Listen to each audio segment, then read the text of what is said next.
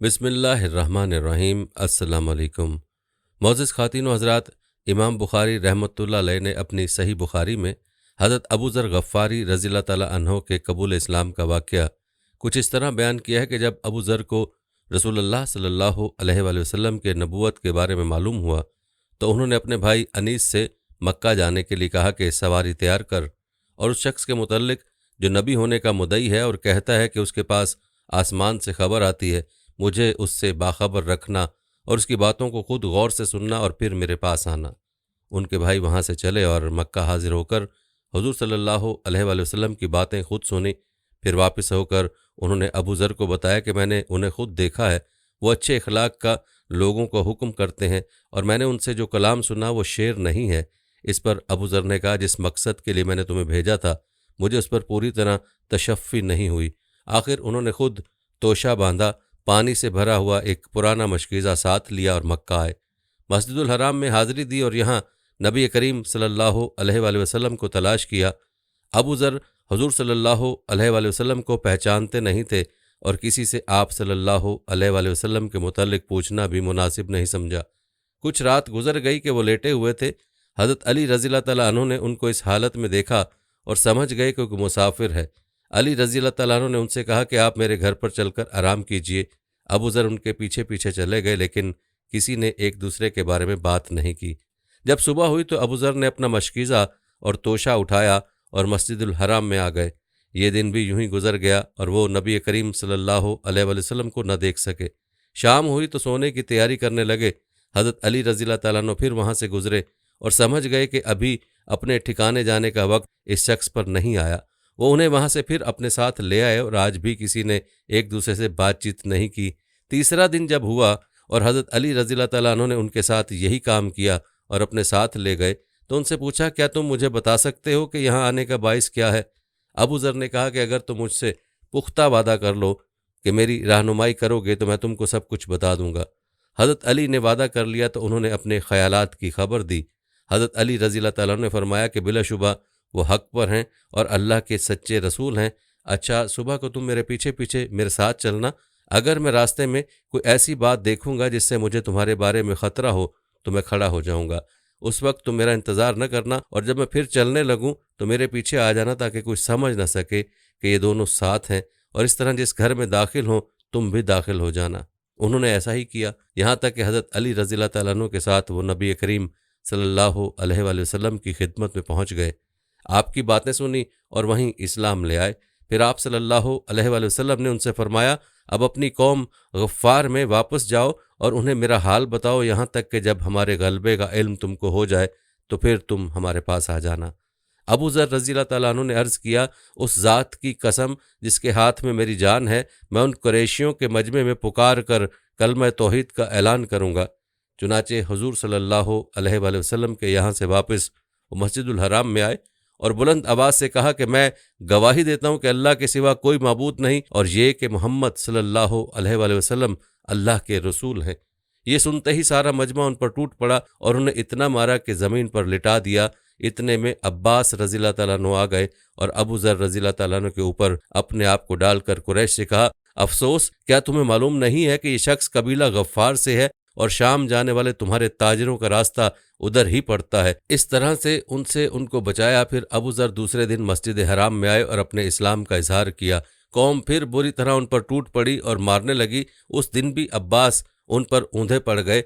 नाज़रीन इकराम, ज़रा गौर करें कि कुफ्र कितना डरपोक और बुज़दिल है और ईमान कितना जरी और दलेर। ये एक ही शख्स की ज़िंदगी के दो नमूने हैं। सिर्फ एक दिन पहले तबीयत पर कुफ़ार का इतना खौफ मुसल्लत है कि किसी से डर के मारे रसूलुल्लाह सल्लल्लाहु अलैहि वसल्लम के मुतल्लिक पूछते तक नहीं कि मुबादा कोई तकलीफ़ न पहुँचे, और दूसरे दिन जब मुसलमान हो गए तो इतनी जुर्रत पैदा हो गई कि तबीयत बेख्तियार होने लगी और उसका अंजाम इससे बिल्कुल बेपरवाह हो गई। सहाबा रज़ियल्लाहु ताला अन्हु जानते थे कि अल्लाह के रसूल ने उनके मुतल्लिक फरमाया था, इस ज़मीन व आसमान ने अबू ज़र रज़ियल्लाहु ताला अन्हु से बढ़कर दिल का सच्चा भला कहीं देखा होगा। एक बदवी को हज़रत अबू ज़र रज़ियल्लाहु ताला अन्हु के साथ कुछ दिन रहने का इत्तफ़ाक़ हुआ। वो जाने लगा तो उसकी फरमाइश पर उन्होंने ये नसीहत की कि मेरे दोस्त सल्लल्लाहु अलैहि वसल्लम ने मुझे 7 नसीहतें की हैं। मस्कीन की मोहब्बत और उससे मिलना जुलना, माली लिहाज से अपने से कमतर को देखना اور بلند تر کو نظر انداز کرنا، کسی سے سوال نہ کرنا، صلح رحمی کرنا، جس بات کو حق جاننا اسے برملا کہنا، چاہے وہ تلخ کیوں نہ ہو، خدا کے معاملے میں کسی کو ملامت کا خوف نہ کرنا، اور لا حول ولا قوت کا کلمہ ادا کرتے رہنا۔ ناظرین، مدینہ کے قیام میں ان کا سارا وقت حضور صلی اللہ علیہ وآلہ وسلم کی خدمت میں گزرتا تھا، اور ان کا محبوب مشغلہ حضور صلی اللہ علیہ وآلہ وسلم کی خدمت تھی۔ خود کہتے ہیں کہ میں پہلے حضور صلی اللہ علیہ وآلہ وسلم کی خدمت کرتا تھا، اس سے فراغت کے بعد پھر آ کر مسجد میں آرام کرتا تھا۔ چونکہ ہجرت کے بعد غزوات کا سلسلہ شروع ہو گیا تھا، اس لیے مہاجرین زیادہ تر اسی میں مشغول رہتے تھے۔ حضرت ابو ذر رضی اللہ تعالیٰ عنہ کی غزوات میں شرکت کی تفصیل نہیں ملی، صرف غزوہ تبوک کی شرکت کا پتہ چلتا ہے۔ عبداللہ بن مسعود رضی اللہ تعالیٰ عنہ روایت کرتے ہیں کہ جب رسول اللہ صلی اللہ علیہ وآلہ وسلم تبوک کے لیے نکلے تو بہت سے لوگ بچھڑنے لگے، کیونکہ یہ قحط سالی کا زمانہ تھا۔ جب کوئی شخص بچھڑتا تو لوگ حضور صلی اللہ علیہ وآلہ وسلم کو بتاتے کہ یا رسول اللہ صلی اللہ علیہ وآلہ وسلم فلاں شخص نہیں آیا۔ آپ صلی اللہ علیہ وآلہ وسلم فرماتے جانے دو، اگر اس کی نیت اچھی ہے تو عنقریب اللہ اس کو تم سے ملا دے گا، ورنہ اللہ نے اس کو تم سے چھڑا کر اس کی طرف سے راحت دے دی۔ یہاں تک کہ ابو ذر رضی اللہ تعالیٰ عنہ کا نام لیا گیا کہ وہ بھی بچھڑ گئے۔ واقعہ یہ تھا کہ ان کا اونٹ سست ہو گیا تھا، اس کو پہلے چلانے کی کوشش کی، جب نہ چلا تو اس پر سے ساز و سامان اتار کر پیٹھ پر لادا اور پا پیادہ حضور صلی اللہ علیہ وآلہ وسلم کے عقب سے روانہ ہو گئے اور اگلی منزل پر جا کر مل گئے۔ ایک شخص نے دور سے آتا دیکھ کر کہا یا رسول اللہ صلی اللہ علیہ وآلہ وسلم، وہ راستے پر کوئی شخص آ رہا ہے۔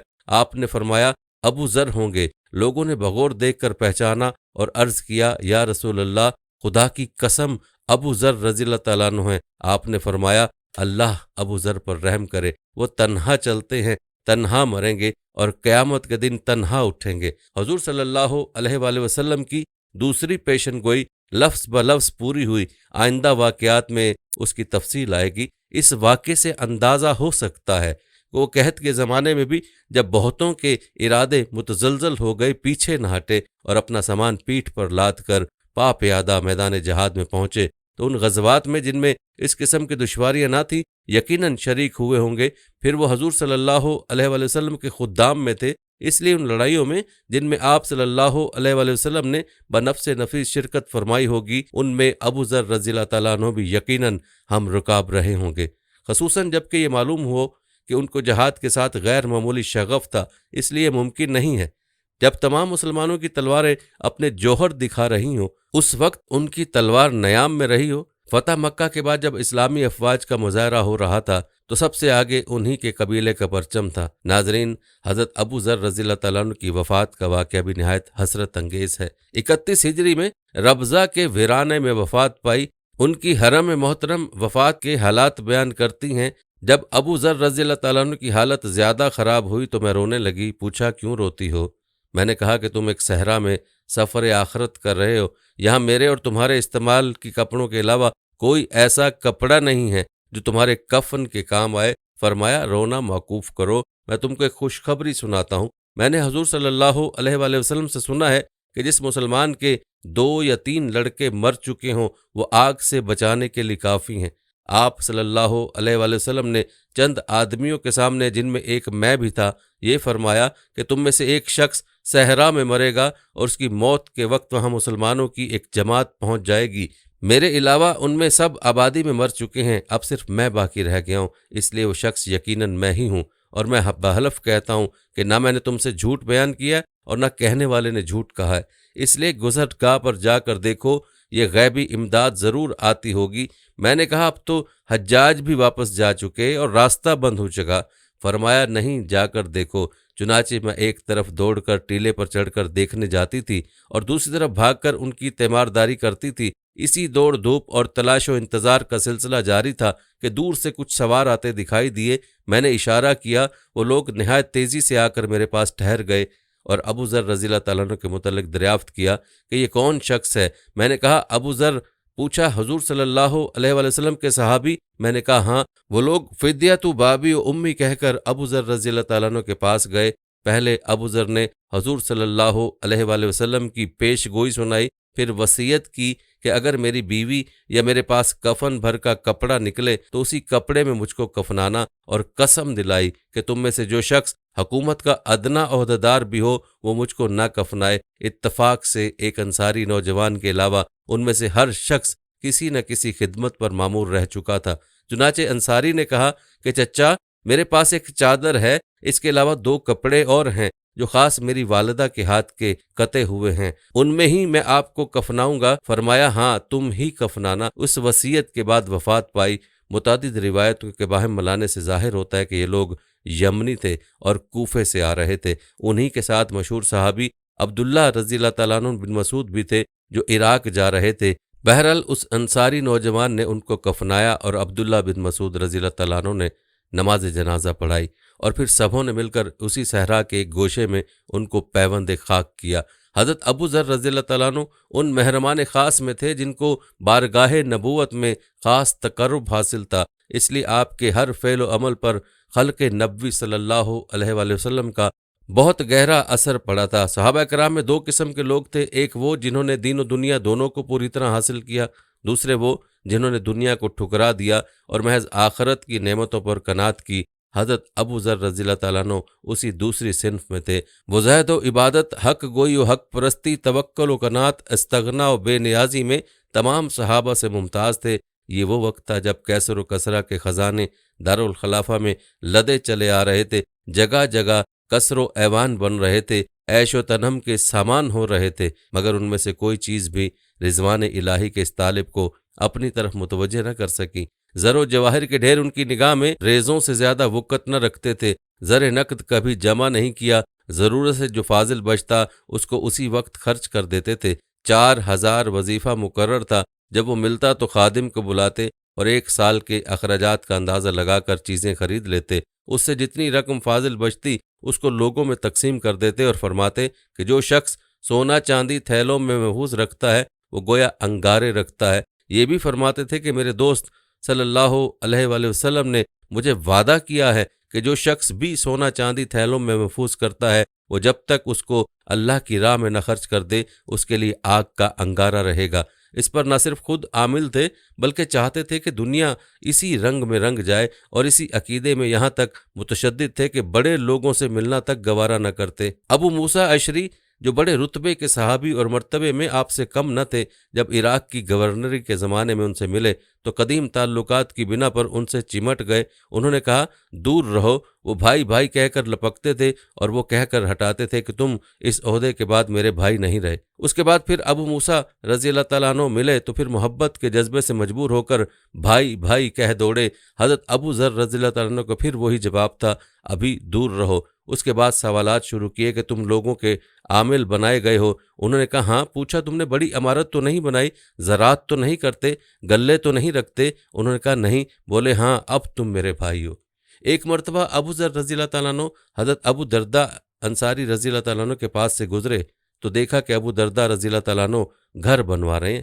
یہ دیکھ کر کہا کہ ابو درداء، تم لوگوں کی گردنوں پر پتھر اٹھواتے ہو؟ ابو درداء نے جواب دیا کہ نہیں، گھر بنوا رہا ہوں۔ ابو ذر رضی اللہ تعالیٰ عنہ نے پھر وہی فکرہ دہرایا۔ حضرت ابو درداء نے کہا برادرم، شاید اس سے آپ کو کچھ ناگواری پیدا ہو گئی ہے۔ حضرت ابو ذر رضی اللہ تعالیٰ عنہ نے فرمایا اگر میں تم کو اس کی بجائے تمہارے گھر کے پخانے میں بھی دیکھتا تو اس کے مقابلے میں زیادہ پسند کرتا۔ اس فقیرانہ زندگی کے باعث ان کی زندگی بالکل سادہ تھی، اور ان چند چیزوں کے علاوہ جو ایک جاندار کی زندگی کے لیے ناگزیر ہیں، کبھی کوئی ساز و سامان نہیں رکھا۔ ابھی مروان نے ان کو ایک پشمینہ کی چادر باندھے نماز پڑھتے دیکھا تو پوچھا کہ ابو ذر، کیا اس چادر کے علاوہ تمہارے پاس اور کوئی کپڑا نہیں ہے؟ فرمایا اگر اور کوئی کپڑا ہو تو میرے پاس دیکھتے۔ انہوں نے کہا کہ کچھ دن ہوئے تمہارے پاس 2 کپڑے تھے۔ فرمایا ہاں، مگر وہ دونوں اپنے سے زیادہ حاجت مند کو دے دیے۔ انہوں نے کہا تم تو خود اس کی حاجت تھی۔ فرمایا اللہ تم کو معاف کرے، تم دنیا کو بڑھانا چاہتے ہو؟ تم کو نظر نہیں آتا کہ ایک چادر میں باندھے ہوئے ہوں؟ دوسری مسجد کے لیے میرے پاس کچھ بکریاں ہیں جن کا دودھ پیتا ہوں، کچھ خچر ہیں جو بار برداری کے کام آتے ہیں، ایک خادم کھانا پکا کر کھلا دیتا ہے، اس سے زیادہ اور کیا نعمتیں درکار ہیں؟ عبداللہ بن غراش کا بیان ہے کہ میں نے ربضہ میں ابو ذر رضی اللہ تعالیٰ عنہ کو دیکھا۔ وہ سائے میں ایک صوف کے نمدے پر بیٹھے تھے۔ ان کی بیوی بڑی سیاہ فام تھیں۔ ان میں سے ایک شخص نے کہا کہ آپ کی کوئی اولاد زندہ نہیں رہی؟ انہوں نے جواب دیا کہ اللہ کا شکر ہے کہ اس نے اس دارالفنا میں اولاد کو لے کر دارالبقا میں اس کو ذخیرہ آخرت بنایا۔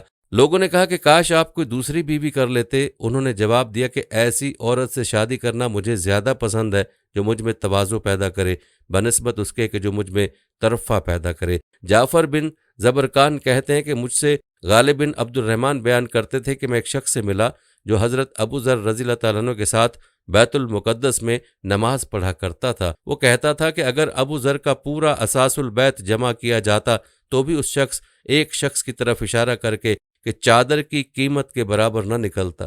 جعفر نے اس کو مہران بن میمون سے بیان کیا۔ انہوں نے کہا کہ میرے خیال میں ان کا کل اثاثہ 2 درہم سے زیادہ کا نہ تھا۔ لوگ ان کی خدمت کرنا چاہتے تھے مگر وہ اس کو قبول نہ کرتے تھے۔ ایک مرتبہ حبیب ابن مسلمہ فہری والی شام نے ان کی خدمت میں 300 اشرفیاں بھیجیں کہ ان کو اپنی ضروریات میں صرف کریں۔ انہوں نے اسی وقت واپس کرا دیا اور کہا کہ کیا ان کو میرے علاوہ کوئی دوسرا شخص اللہ کے معاملے میں دھوکہ کھانے والا نہیں ملا؟ ہم کو صرف سر چھپانے کے لیے، دودھ پینے کے لیے بکریاں اور خدمت کے لیے ایک لونڈی چاہیے، اس کے ساتھ کچھ ہوگا وہ زائد الضرورت ہے۔ آپ فرماتے تھے کہ لوگ موت کے لیے پیدا ہوتے ہیں، ویران ہونے کے لیے آبادیاں بساتے ہیں، فنا ہونے والی چیزوں کی حرص و طمع کرتے ہیں اور باقی اور پائندہ چیزیں چھوڑ دیتے ہیں۔ 2 ناپسندیدہ چیزیں موت اور فکر میرے لیے کس قدر خوش آئند ہیں۔ ہماری دعا ہے کہ اللہ تعالی ہمیں بھی حضرت ابو ذر جیسی اطاعت رسول عطا فرمائے اور ہر قدم پر نبی صلی اللہ علیہ وآلہ وسلم کے نقش قدم پر چلنے کی توفیق عطا فرمائے۔ آمین یا رب العالمین۔